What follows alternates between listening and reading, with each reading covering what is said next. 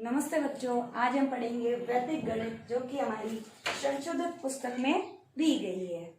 इसके अंकों का विभाजन हमारे प्रश्न पत्र में किस प्रकार है वो हम अभी देखते हैं। सेक्शन ए में प्रश्न संख्या 1 और 2 और सेक्शन बी में प्रश्न संख्या 11। सेक्शन ए में प्रत्येक प्रश्न जो है वो 1 अंक का है। प्रश्न की संख्या अंक 1, प्रश्न की संख्या 2 बराबर 2। और जो सेक्शन बी में है उसमें प्रत्येक जो प्रश्न है वो 2 अंक का है। तो 2 इंटू 1 बराबर 2, कुल अंक है हमारे 4। तो ये प्रश्नावली हमारे बोर्ड परीक्षा में 4 अंक की पूछी जाएगी। अब हम चलते हैं प्रश्न की तरफ। निखिलम विधि से भाग। सर्वप्रथम हम 2 ऊर्ध्वाधर रेखाएं खींचेंगे जो इस प्रकार है। फिर हम एक क्षैतिज रेखा खींचेंगे। हमें ये ध्यान रखना है कम से कम यहाँ 3 अपनी अभ्यास पुस्तिका की 3 रेखाएं, जितना जो गैप है, जो दूरी है वो बनानी है। सबसे पहले ये होता है भाज्य, ये होता हमारा भाजक। 1245 भाज्य है और 97 भाजक है। हम भाजक को सर्वप्रथम प्रथम खंड में लिखते हैं। ये 3 भाग हो गए, 3 भागों में विभाजित हो गया। फिर हम यहाँ लिखेंगे आधार, यानी कि 97 जो है वो किसके ज्यादा नजदीक है, 10 के, 100 के या फिर 1000 के। तो ये ज्यादा नजदीक किसके है, 100 के। हम यहाँ आधार लेंगे 100। अब देखिए 97 में क्या जोड़े कि हमें 100 प्राप्त हो, तो हम यहाँ 3 जोड़ेंगे। अब यहाँ देखें कि जो 100 है उसमें शून्य की संख्या 2 है, तो यहाँ पर जो अंक होने चाहिए वो होने चाहिए 2, और हमारे पास जो अंक है वो है 1। तो आगे हम क्या करेंगे, आगे हम शून्य लगा देंगे।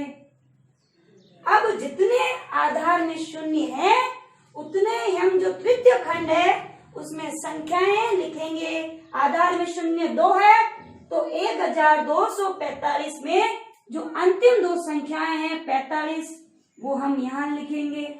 अगर आधार 10 होता है तो 1 अंक 5 इधर लिखेंगे, और शेष जितने भी अंक बच रहे हैं वो हम मध्य खंड में लिखेंगे।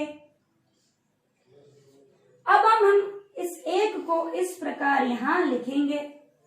अब 1 को गुणा करना है 3 से।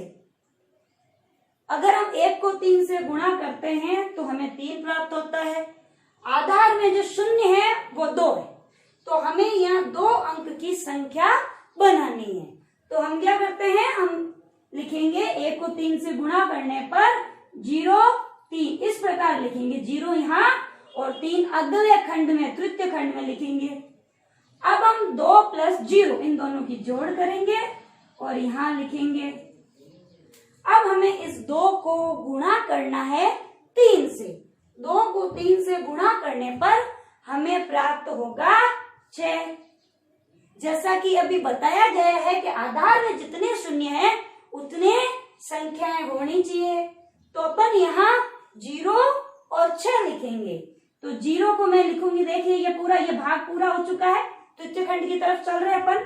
तो यहाँ हम लिखेंगे 0 और यहाँ हम लिखेंगे 6। यहाँ पर कुछ भी नहीं है, हम डैश लगा सकते हैं। अब हमें इनके अंकों का योग करना है। इस बात का ध्यान रहे कि जब तृतीय खंड में है तो कभी भी हमें इनकी जोड़ करके वापस गुणा नहीं करना है, साधारण जोड़ करनी है। तो 5 प्लस 6 तो ये हो गए हमारे 11। 1 गया हासिल, 4 और 1 5, 5 और 3 8। ये हमारा है भागफल, और ये हमारा जो है वो है शेषफल। 81 शेषफल है और जो 12 है वो हमारा भागफल है। भागफल को क्वोशिएंट भी कहते हैं और 81 को रिमाइंडर कहा जाता है। अब हम बढ़ते हैं। एक बात का हमेशा ध्यान रखें कि ये जो संख्या है वो इस संख्या से, भाजक से, शेषफल हमेशा छोटा होना चाहिए। अब हम बढ़ रहे हैं प्रश्न संख्या 2 की तरफ, सेकंड की तरफ। अब देखिए इसके भी हमें 3 भागों में ये भी विभाजित करना है। 2 रेखाएं ऊर्ध्वाधर दिशा में और 1 रेखा क्षैतिज दिशा में। सर्वप्रथम हम भाजक लिखेंगे, तो भाजक है 8। अब हमें देखना है कि 8 किसके ज्यादा नजदीक है, 10 के, 100 के या 1000 के। तो यहाँ पर हम लिखेंगे 10। अब 8 में क्या जोड़े कि हमें 10 प्राप्त हो, तो यहाँ पर हम लिखेंगे 2।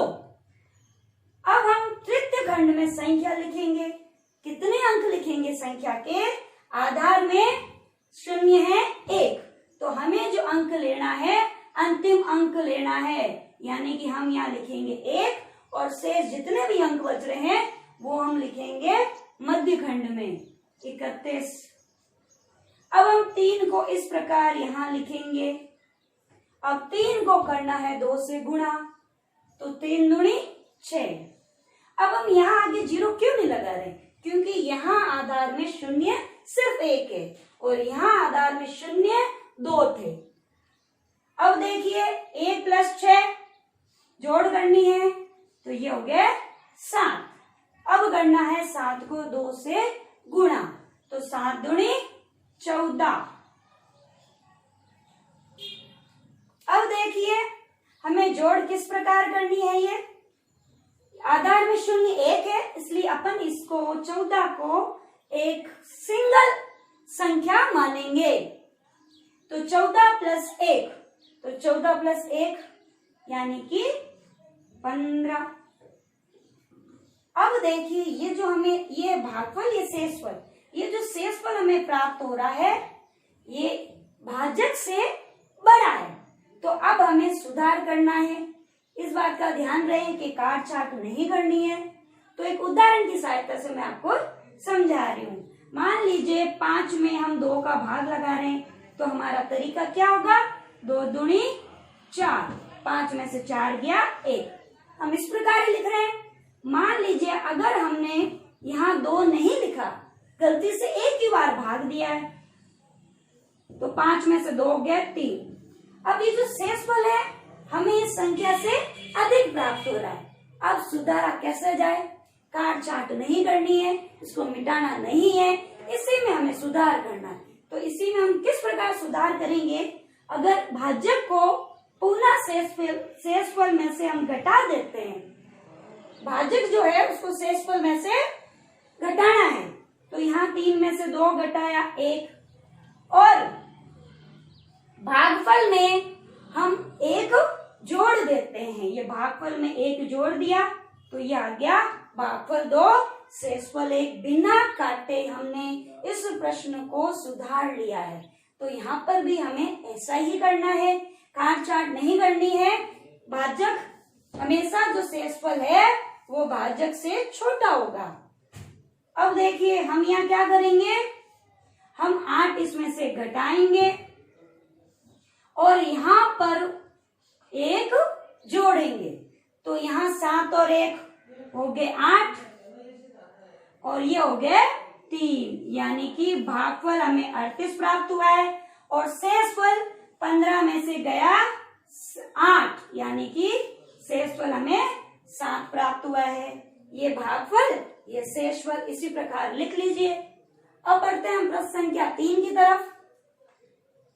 सर्वप्रथम हम 2 भाग ऊर्ध्वाधर 2 रेखाएं खींचेंगे, एक क्षैतिज रेखा खींचेंगे। जैसे ही हम ऊर्ध्वाधर 2 रेखाएं खींचते हैं तो 3 खंडों में 3 भागों में विभाजित हो जाता है।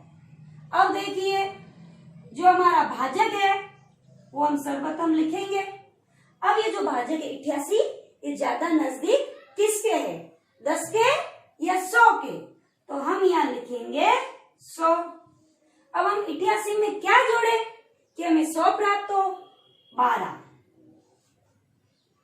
अब जितने शून्य है 100 में आधार में, उतने अंक तृतीय खंड में लिखने हैं। तो तृतीय खंड में हम लिखेंगे 13। अब मध्य खंड में जितने भी अंक बच रहे हैं वो लिखेंगे हम मध्य खंड में, यानी कि 10। अब हम इस 1 को इस प्रकार यहां लिखेंगे। 1 को गुणा करना है 12 से, तो 1 को 12 से गुणा किया, 1 इधर लिखेंगे और 2 हम अगले तृतीय खंड में लिखेंगे। अब 0 + 1 यानी 1। यहाँ पर देखिए 2 अंक हमारे आ रहे हैं, इसलिए हमें शून्य लगाने की आवश्यकता नहीं है।